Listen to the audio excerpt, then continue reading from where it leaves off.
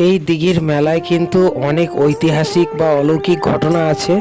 তো বন্ধুরা, যদি এই ঘটনাটা আমি বলতে যাই তাহলে ভিডিও অনেক বড় হয়ে যাবে।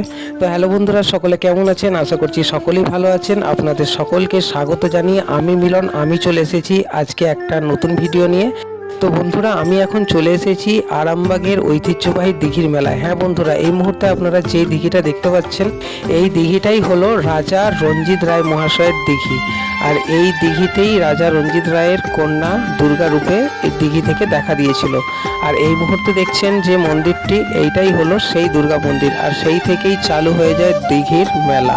তার জন্যই এটাকে বলা হয় রাজা রঞ্জিত রায়ের দিঘির মেলা।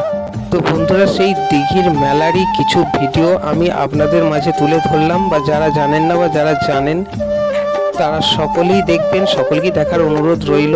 তো দিঘির মেলাটা কীরকম হয় সেইটুকুই আমি আপনাদের সাথে তুলে ধরলাম। আশা করছি আপনাদের ভিডিওটা ভালোই লাগবে। ভালো লাগলে একটা লাইক করতে ভুলবেন না, আর অবশ্যই কেমন হয়েছে কমেন্ট করে জানিয়ে দেবেন। তো বন্ধুরা দেখুন, এই দিঘির মেলায় কিন্তু শুধু খাবার, খেলনা বা নানা রকম স্টেশনারি দোকান এছাড়াও আপনারা আরও অনেক কিছু মানে A to Z পেয়ে যাবেন এই রাজা রঞ্জিত রায়ের ঐতিহ্যবাহী দিঘির মেলাতে।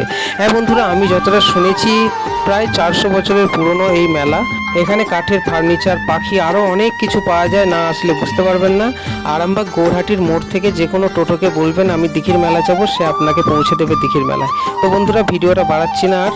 ভালো থাকবেন, সুস্থ থাকবেন। আবার আপনাদের সাথে দেখা হবে নতুন কোনো ভিডিওতে। ধন্যবাদ।